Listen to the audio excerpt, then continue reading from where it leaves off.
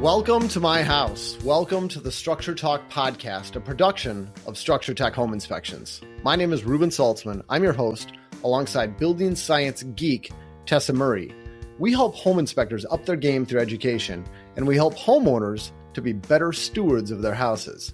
We've been keeping it real on this podcast since 2019, and we are also the #1 home inspection podcast in the world, according to my mom.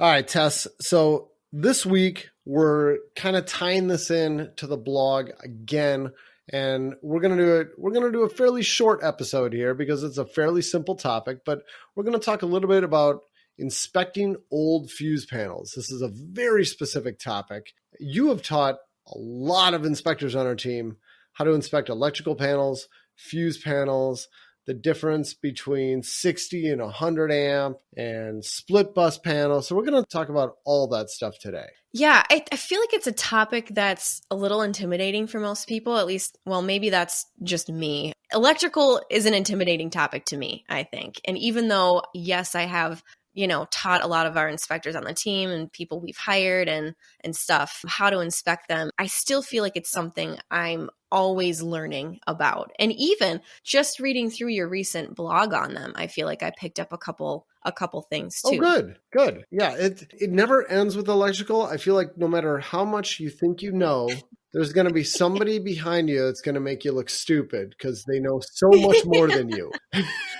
Yes. Yeah. Yes. Yeah. Yeah. It was always one of those things when I was inspecting. I always had questions about electrical things. And luckily I would text you or someone else on the team who was, way more experienced than me, and we could figure out an answer. But it's a lot of times it's not cut and dry either. It's not necessarily something that, you can say, yeah, that's 100% wrong. Yeah. Sometimes there's, variables that make it challenging. Well, and that's kind of what brings up today's topic. There's an inspector on our team who had shared on our internal discussion board. He had shared a bunch of photos of an electrical panel at his inspection. He was saying, guys, what am I looking at here? Is this a 60 amp panel or a 100 amp panel? And he took very good photos. He's got photos of the outside of the panel and the inside and the labels and the meter and everything. And after looking at all of it, I couldn't figure it out. Like we could not give him a definitive answer. But that makes me feel better that you couldn't figure it out by looking at it. Okay. Yeah, but I did write a blog post about it to just discuss all of this because I wanted to lay out all of the stuff that we do think about when we're trying to figure out the size of the panel. And I could tell him with about 99% certainty that this tiny little fuse panel he was looking at was a 100 amp panel. But I couldn't find anything that definitively said it on there. And that's probably one of the most important things that we look for is just a label that says what the panel's rated at. We'll have a couple of photos in our show notes, but in one of these photos, there's a label on this tiny little fuse panel. It says very clearly 100 amps. So there, you've got a 100 amp panel. Now, is it a 100 amp service? Because a 100 amp service is not the same thing as a 100 amp panel. Oh my gosh. Okay. Well, before we dive into that more, because I do want to hear some more detailed conversation on this and your thought process too for the things that you look at to determine service size and everything.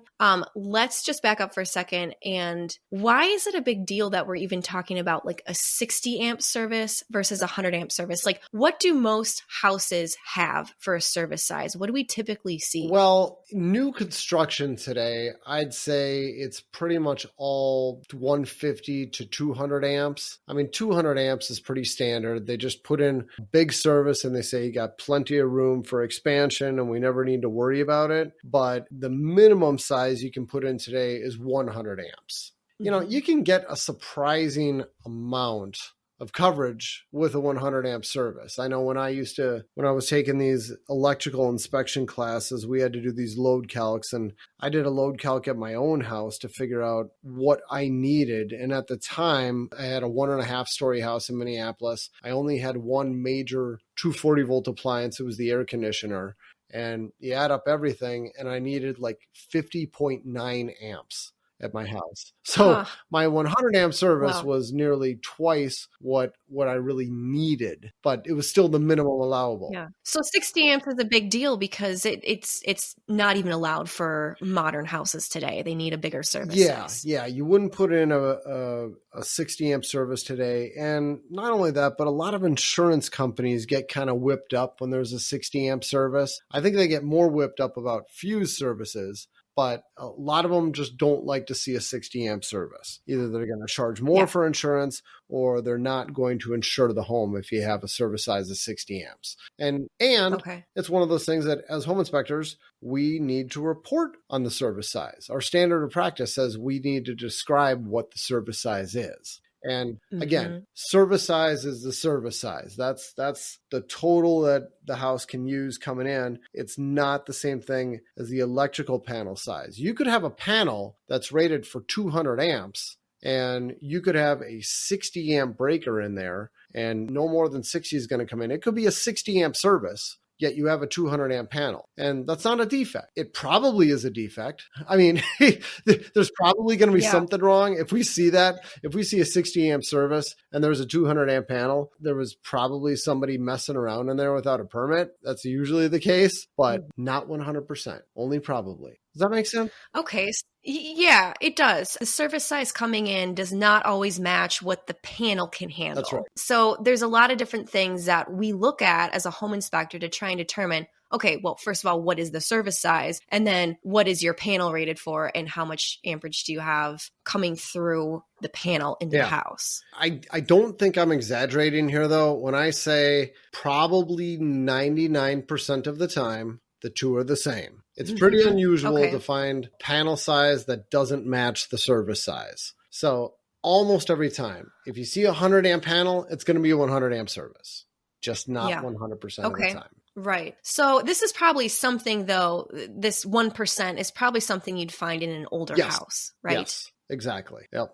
And then another clue that points you in the direction of what the service size is going to be the size and shape of the meter on the outside of the house, or the meter base. You know about all those, right? Yeah. So a lot of houses, if it's like an overhead service, you can trace those main wires, to your house and then follow the mast down along the outside wall, and it'll come to the actual meter box itself. That's what you're talking about, the box that holds the meter. Yep. And so there's a clue there, you're saying, that indicates kind of the service size? If it's a round meter base where the base it's round, we'll leave it at that.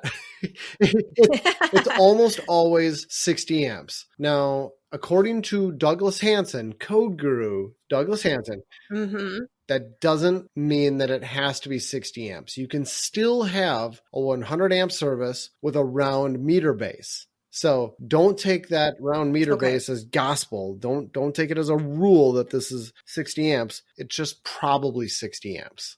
And then if you've got a square meter base, it's almost always 100 amps. And then when you start getting into a rectangular meter base, it's probably going to be 150 amps or more. Now, not always. I had a really unusual situation when I lived in Minneapolis where I had this huge rectangular meter base, but I only had a 100 amp service. But it was also really weird where my meter was located on the power pole. I want you to think that through. So you had a service drop. The service drop came down from the overhead wires in the alley. They came down on this conduit, and my meter was attached to the power pole. And then the wires went back up the conduit, out of the meter, up the power pole, and then into my house. And I had no meter attached to my house. The meter was in the alley. Oh, that's so... I've never seen that before. It's the only house I've ever seen it on myself. Yeah. I wonder why. All I know is the rumors that I heard about the previous owner from all my neighbors.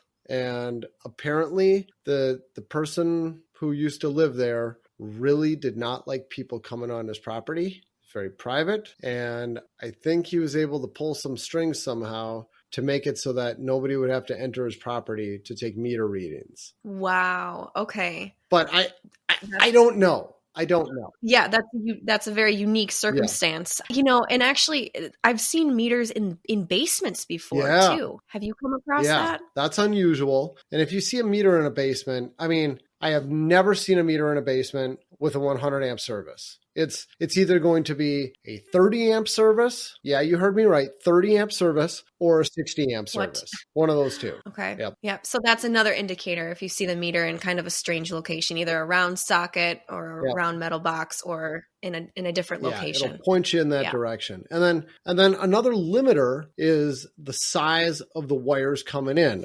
known as the service entrance conductors or SECs. Coming into the panel, exactly. About? Yep. Okay. Now so you'll need to remove the cover in order to inspect that part. Exactly. Of it. A normal, it's just if you're looking at the panel with the door open, you won't see it. You have to take the cover off. That's right. We got to inspect the interior of the panel, and we're not talking about the overhead wires. Those are owned by the utility company. They can do whatever they want. We don't concern ourselves with the size of those overhead wires. It's just the size of the wires coming into the panel. Those are the service entrance conductors. And I'm not going to get into all the wire sizes. Look at a chart, and there's different wire sizes for copper and aluminum. The aluminum wires are always going to be one size bigger, but good rule of thumb there. I mean, just one size we'll talk about.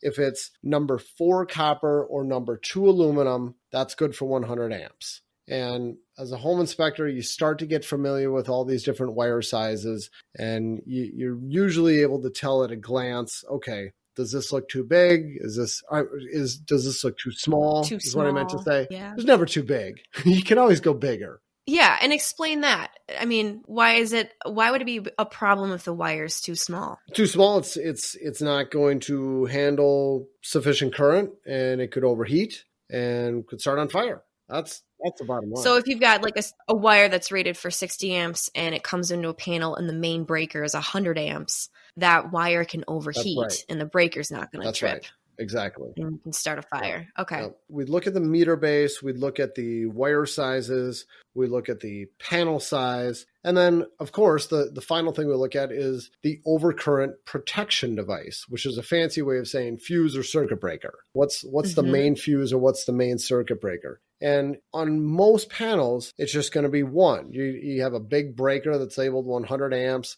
or you have a single fuse block where you pull out the fuses, and inside you've got, say, 60 amp fuses or 100 amp fuses. And that gives away the service size right there. But I say most because somewhere between, I think it's like 1965 to 1981. I'll have to check my facts. If I'm wrong, I'll have to come back and edit this podcast. But somewhere in that time, we were allowed to have something called a split bus panel, where it would be more than one hand movement to shut off all the power, more than just one circuit breaker. So you were allowed to have up to 6 of them to shut off all the power inside of one panel. So you could have a breaker that shuts off power to the dryer, one that shuts off power to the water heater, one for the air conditioner, and then maybe another breaker that shuts off power to the bottom half of the panel. And so that's why they would call this a split bus panel, where it's split up into 2 different distribution systems for the power. So what did this panel look like that kind of had the home inspector stumped? Was it a fuse panel or was it a breaker panel? It was a fuse panel. And it had 2 fuse block pullouts at the top, and then it had 4 screw-in glass fuses down below that. So really small panel. So you got 4 120-volt circuits, and then you got 1 pullout that shuts off all the power to those below, and then 1 more fuse for a 240-volt circuit, or 1 more fuse pullout for a 240. That's it. That's all. I mean, this is a tiny little panel.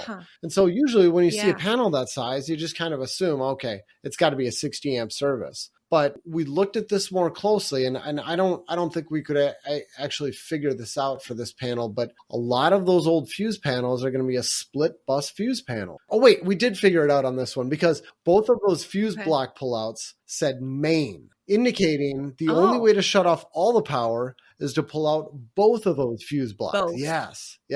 And that tells us this is a split bus panel. And on those split bus panels, usually the way it worked is you'd have a 60 amp fuse block. So you pull out those 60 amp fuses, and you're disconnecting power to those 4 screw-in fuses below. But you're not disconnecting power to the other fuse block. That other fuse block gets its own power directly from the wires coming in, and those are going to send out power to a 240 volt appliance. So you got to pull out both of those to shut off all the power. So I would bet any sum of money that this is a 100 amp panel. Yeah, I was going to say that's tough because when you're inspecting, we don't pull those fuse blocks out typically when we're inspecting because it's going to kill the power to the house. So we're just looking at it. And if it doesn't have, main labeled on it, we're not able to determine what it's going to or how it's working or even what, the amperage is of those fuse blocks to be able to determine if it's 60 or 100 or 50 or whatever. Unless there's a label.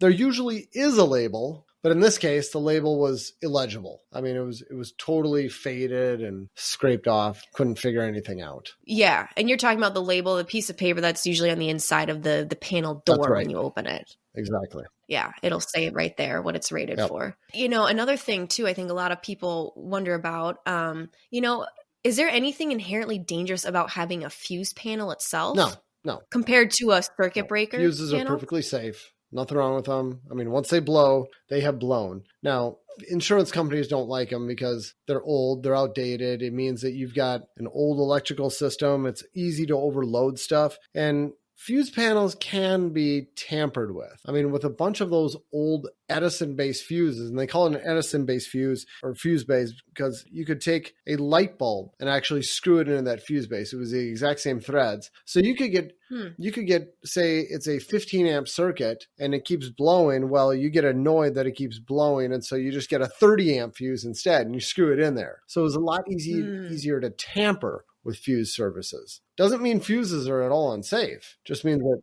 right. It's when people mess with it, right? When the homeowner puts a copper penny in there or a larger fuse so that it doesn't blow, that's when we're potentially creating fires. That's the problem. Okay, so to summarize, Reuben, it sounds like there's a few kind of checkpoints you have mentally when you're trying to assess a situation where you're not exactly sure what the panel size is, right? Yeah, well, service size. Service size. Okay, service size. We'll try to figure out the panel size. We'll look at the service entrance conductors. We'll look at the meter, and we'll look at the maximum overcurrent protection device. And of course, as part of doing that, we need to figure out, is this a split bus panel? Is there more than one overcurrent protection device inside of that one panel enclosure? Those are kind of the four things we look at to help determine the service size. And it's really easy when there is an actual label you can read on the inside of the panel.